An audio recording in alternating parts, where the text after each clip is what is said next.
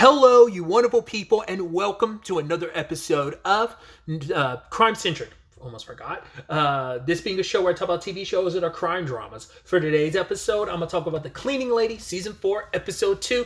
A lot of really interesting things went down in this episode, so let's break it down. So we pick up with Tony taking over as the cartel and Sin Cara's doctor.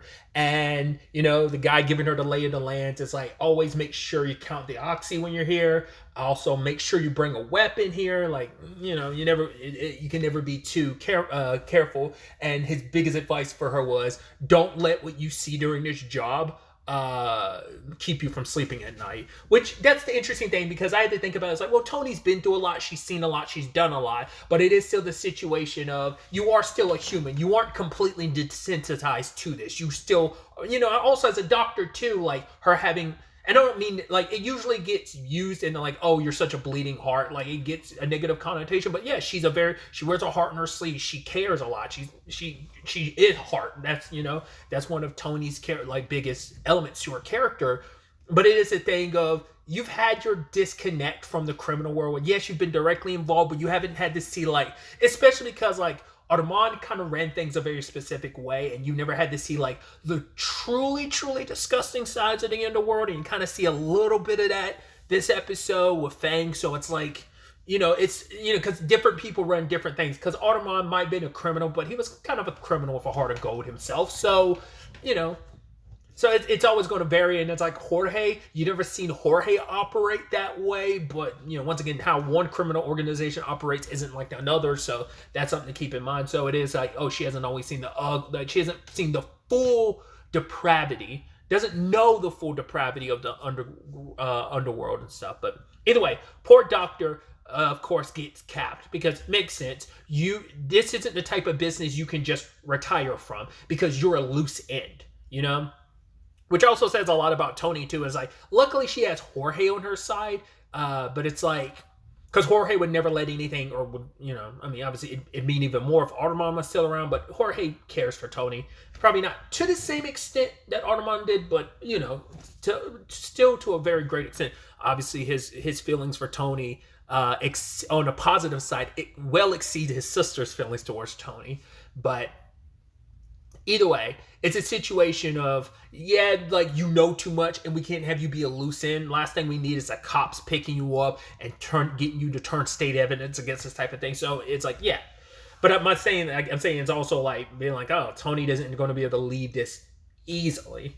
But yeah, poor guy. He kind of should have seen that coming, but it is what it is. And I'm assuming Tony's going to be completely unaware about that, because that guy who did it is the guy that came to Tony last episode, like at the end. He answers to Ramona. He doesn't seem like he answers to Jorge, because he's more on Ramona's payroll than Jorge's. But so even Jorge might not even know that home dude is dead. So, but yeah, he makes it pretty clear, like, yeah, Tony is off limits. But yeah, she is going to be able to work where she's going to be working as a doctor. She's an intern, and if she works there for like 3 years, she'll eventually be able to practice medicine anywhere in the U.S. So it's a lot. It's a step. And I love that he's like, don't look at this like a gift and a blessing. And she's like, no, I know, but it's still something nice where it's like, I'm a doctor again. It is a hard thing of, you wore this job in one country, but those credentials and all that kind of meant nothing when you came to this country. And then, like, once again, I understand the red tape behind the reason why that is, because I'm sure, like, the barrier for entry of, like, I'd assume, and I'm speaking from ignorance, I'd assume the reason by it is, like, well, you want to make sure that, like, one country's standards are very different from another country's standards. Not necessarily in a bad way, but it's just like, yeah, different countries have different standards and barriers of entry on, like, what they consider the bare minimum. So, like, maybe that's what it is. Once again, that's me cutting them some bell. It might just be a thing of, well, you're from Manila and that doesn't mean anything. Like, that's probably like a sad reality of it too, but it's still just sucky. Like, right, we know who Tony is, how extremely capable she is as a doctor, and so you're just like, oh man, it sucks that, And once again, Tony's story isn't just like her story. There's plenty of people who have that type of story. So, but either way, I'm going on to my whole diatribe. But, for like I said, for Tony, just this is like a gift. It's like I get to like life is looking good again because I get to help people, especially when she's been a part of like, yes, she's helped people, but she's also helped dispose of people's bodies and stuff like that. She's been, when you stare into the darkness long enough, it's nice to just kind of, without any darkness directly associated with, but it just kind of stand in the light because her job will always be connected to, well, you have this job because it adds legitimacy to what you're doing, but it's all because we're going to need you to be in a hospital to do your job as the Sin-Cara's doctor. So so there's always going to be darkness attached with it. It'll be indirect and tangential, but still that connection is still there. Obviously, Tony's boss is not a fan of her because he knows, like, right, called in favors, like, you basically bought your position here, but also, like, this is a rundown hospital, not always the most sanitary, and we're very understaffed. And he has a bone to pick with Tony because he looks at it like, oh, you bought your way in it. Regardless of how good you are, the fact of the matter is there's a lot more capable people. He even throws shade at her, being like, her approach to everything, kind of being like, I'm good at what I do, so like, why does it matter? He's like, it's a very American approach because he's French, so it's just, for him, it's like, I'm not going to get caught up in your sob story of like, you were a doctor here, yada yada, whatever the case may be. I don't know you, but my introduction to you of, oh, you're kind of being hoisted upon me, because you have the connections that bought your way into this hospital. It's very disrespectful to this hospital and to its patients. Seems like an asshole, but also, he called her, like he was calling out her ego or arrogance, and she's like, oh, look at yours. And it's just like, oh yeah, the patient has constipation. She's like, what about your constipation? It's like, yeah, he does not like her. Doesn't help when she gets pulled off the job because she's got to answer Sin-Cara calls. And so that gives him extra motivation to not like her. So it's like, hey, don't ever touch my patients. I'm kind of stuck in a position where I can't fire you. We got a brand new MRI machine, so I'm like, I know what time it is.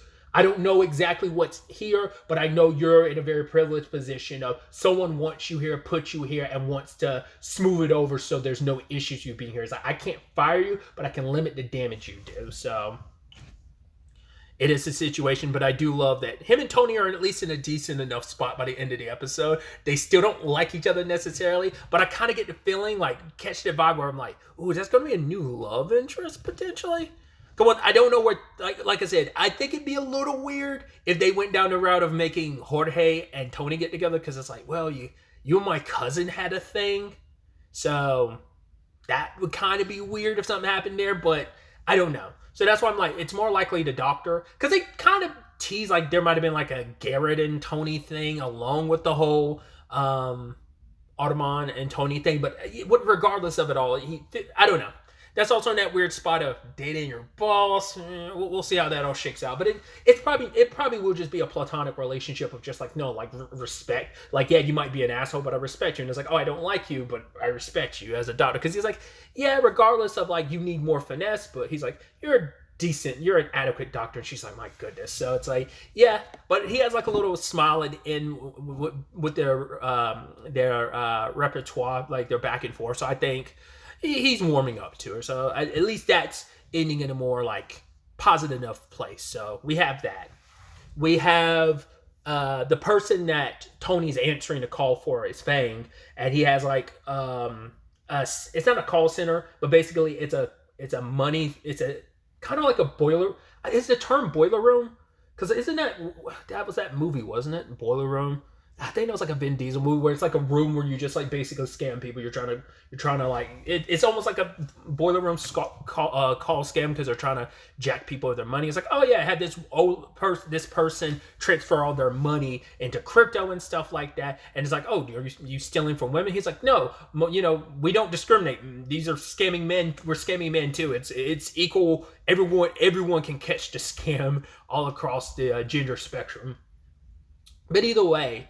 Obviously Fang doesn't have the most like well off conditioned place. People's feet are peeling. There's like bloody footprints over the floor because people are like a mess, and it's sad.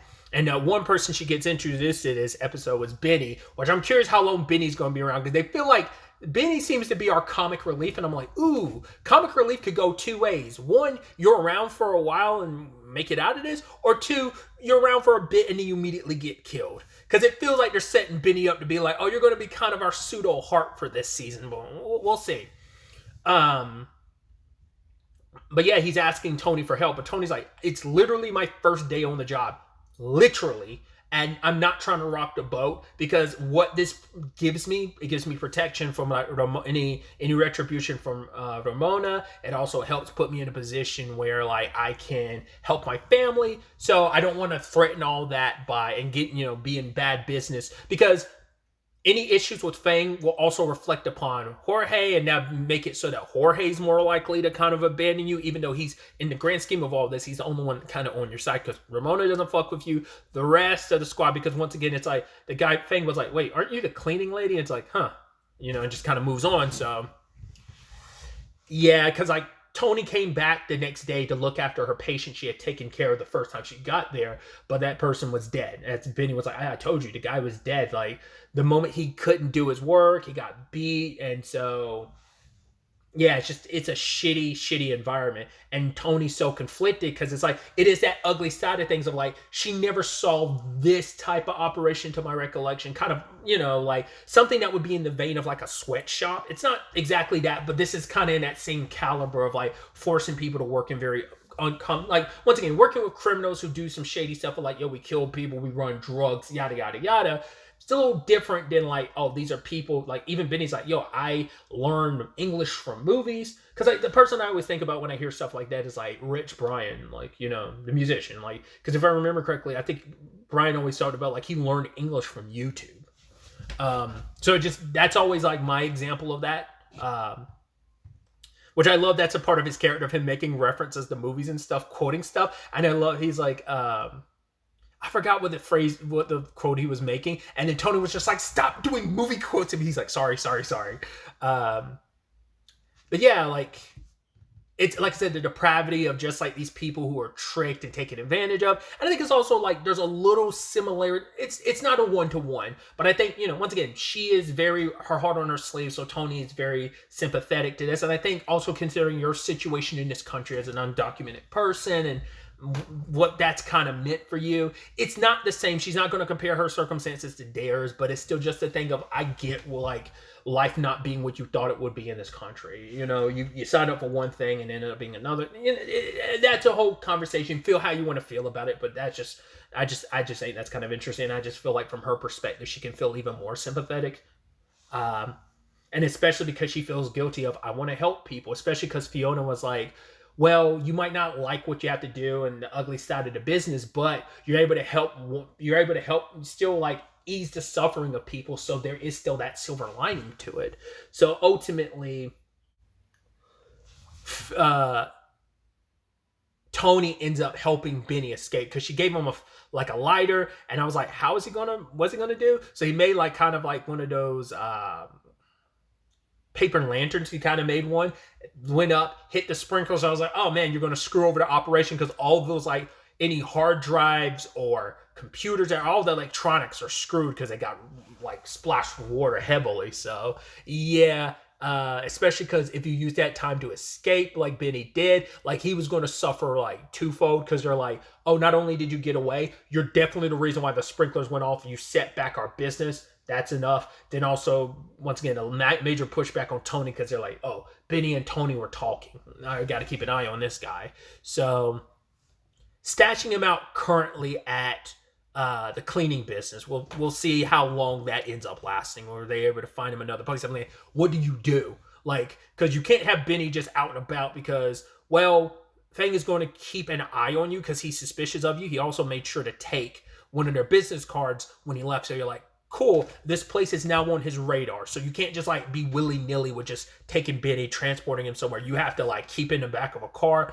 You could always get like stopped by like Fang and his people. So how they operate that, do you tell Jorge, Most likely not. Not most likely not. Definitely not, because that's going to jeopardize Tony's circumstances, but also Jorge will be like, yo, you need to give him back. So even though like, he's probably going to catch a bullet for that, or he's definitely, if they probably won't make it quick, they'll probably make him suffer. So, but yeah, luckily Fiona was there giving him food because Tony had to go back to the hospital at the time. So she covered for him. Luckily, he hid in a dryer, so they didn't find him. So, but like I said, how long that'll last? Me being the pessimist I am, I'm just kind of like, he's not going to make it to the end of the season, is he? I get that inkling. I just got that feeling he's not going to make it to the end of the season. I just got it. Like, I don't even feel like he might even make it halfway. Who knows? Maybe it's all going to be Gucci and like it's all going to be fine for him, but I just get that inkling like it won't. So then we have the Jorge side of things where he's continuing to try and run things. He did what Tony said, is like, fine, I'll go see my sister, because she's like, yeah, the last thing you want is your sister being restless. But even Jorge's like, yeah, but I'm not 100% sure she's not the one that took a shot at me. So it's like, right, let's not forget, the same sister that was trying to take my daughter and toss me into prison. So they have their back and forth, and she slipped up when she was like, Jorge, like, let's work together, we can run my cartel. It's like, and he's like, sister, it's not yours, it's mine. So it's like, yeah, you kind of messed up. You might have been able to swing. He was already still not going to like fuck with the idea, but you saying my just solidified him being like, fuck you, no, and bouncing. Which she's got her own uphill thing to deal with. There's like the lady who runs the prison is like, yo, you didn't pay any respect. You also have a phone here. You also killed my #1 customer last episode, so really don't appreciate that either.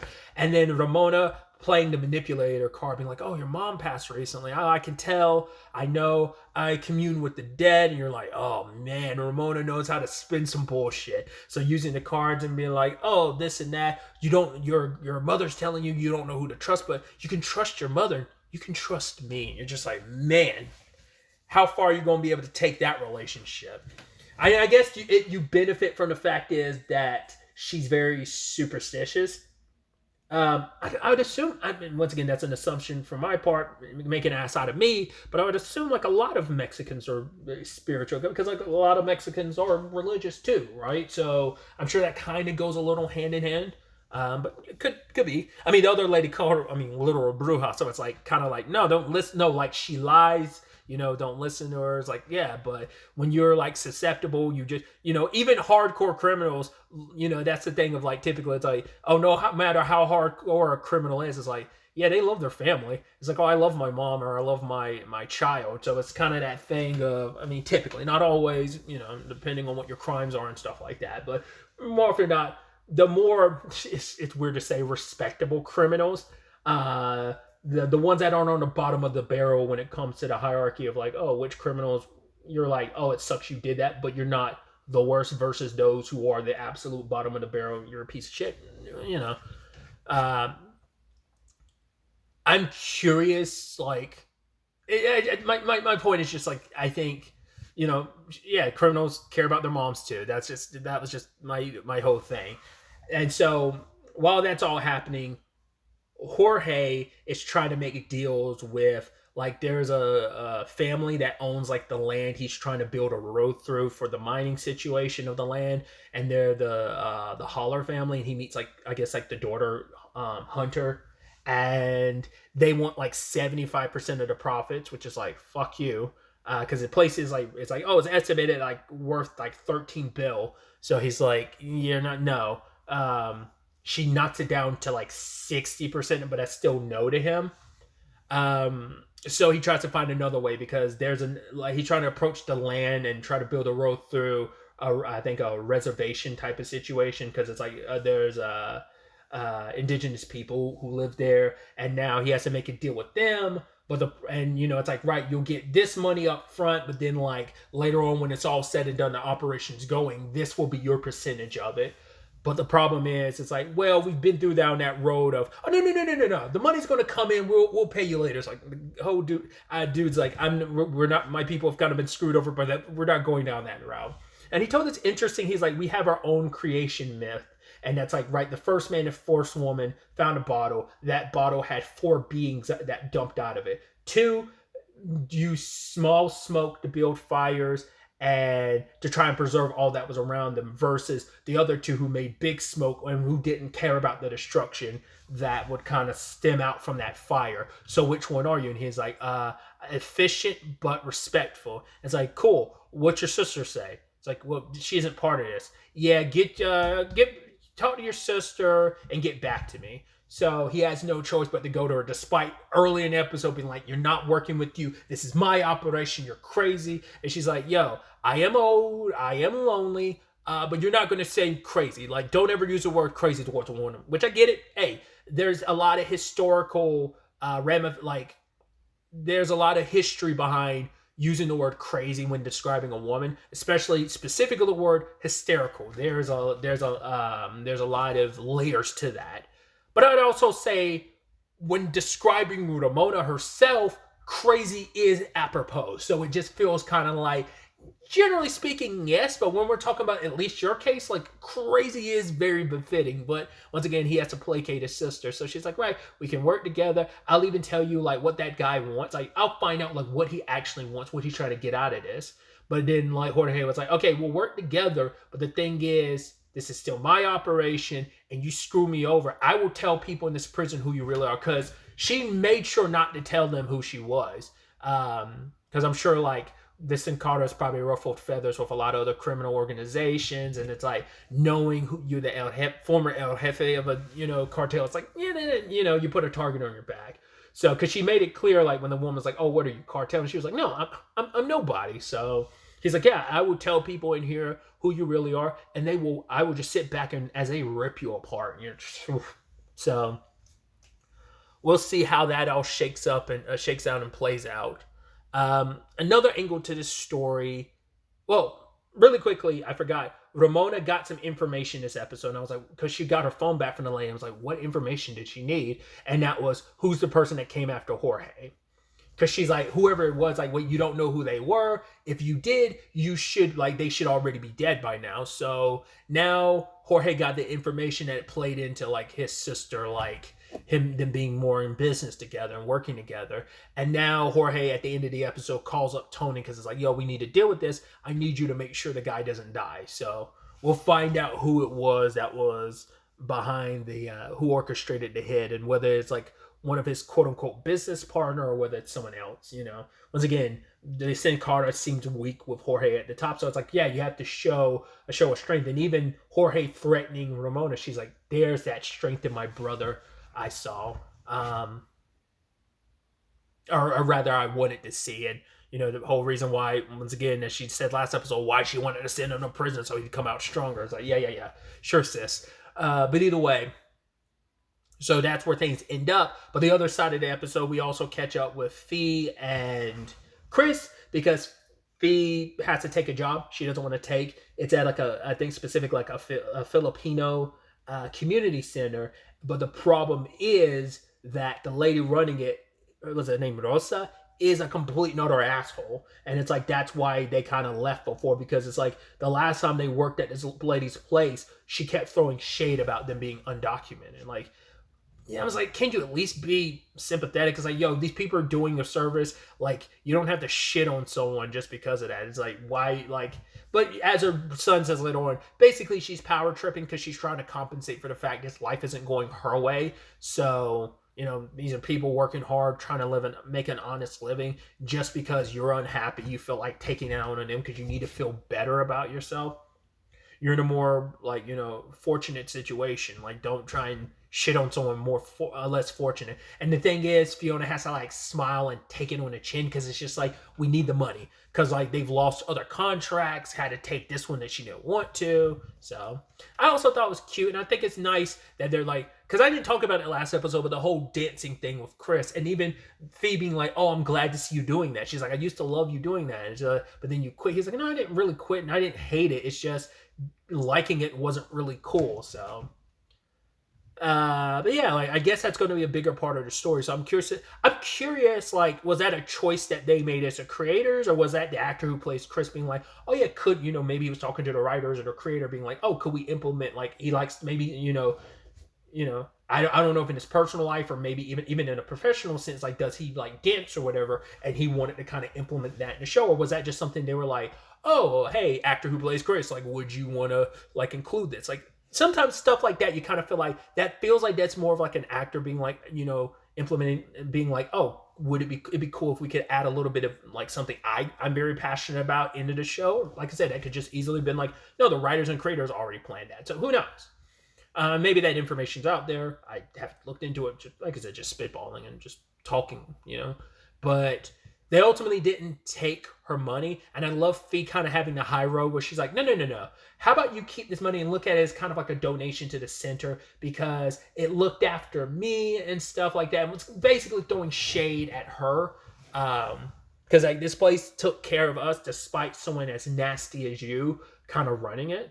So, and she once again flaunting everything. I'm like, oh, my son is going to Cornell. Or, oh, I got a meeting with like the mayor, yada, yada, yada. But then the son later on is like, yo, I'm not even going to Cornell. I'm like super at the bottom of the wait list. 2, my mom's going to a divorce right now. So she's super unhappy. So that's, basically being a hater. It's kind of performance art for her. It's an art in itself. So, but yeah, with that all said and done, Chris is getting mixed up with Homedew, and you're like, oh, that's not going to be good because we're going to find ourselves in that situation again of you being undocumented is going to like complicate things because they're going to eventually get mixed up in some shit they shouldn't get mixed up in, whether street racing or whatever, and you're going to suffer heavier repercussions than they will because of your status in this country. So it's just like, oh boy. We'll see how that shakes up and plays out, but it's like, I don't know if that means Chris is going to go full Fast and Furious this season. Earlier Fast and Furious where it was just street races, not like the international spies that they basically became in the later parts. Haven't seen all the Fast and Furious movies. I've seen bits and pieces, and I know where the story's going, but probably like Tokyo Drift is like the last one I've seen all the way through, and that was like years and years ago when it was like new-ish at the time. So either way, I'm going on a massive tangent. I do apologize, but it's going to be interesting to see how this all shakes up and plays out going forward into the next episode. Like I said, the biggest question being like, who is that person that turned on Jorge? Is it someone we saw him meeting with in episode 1, or what, or how that whole thing's going to play out? Like I said, I've thrown out my thoughts about what their motivation could be. I'm curious to see what else could be a part of it. But yeah, that's really all I wanted to talk about. Until the next time we meet, be happy, be safe, live life to the fullest, and enjoy it. Good day and goodbye.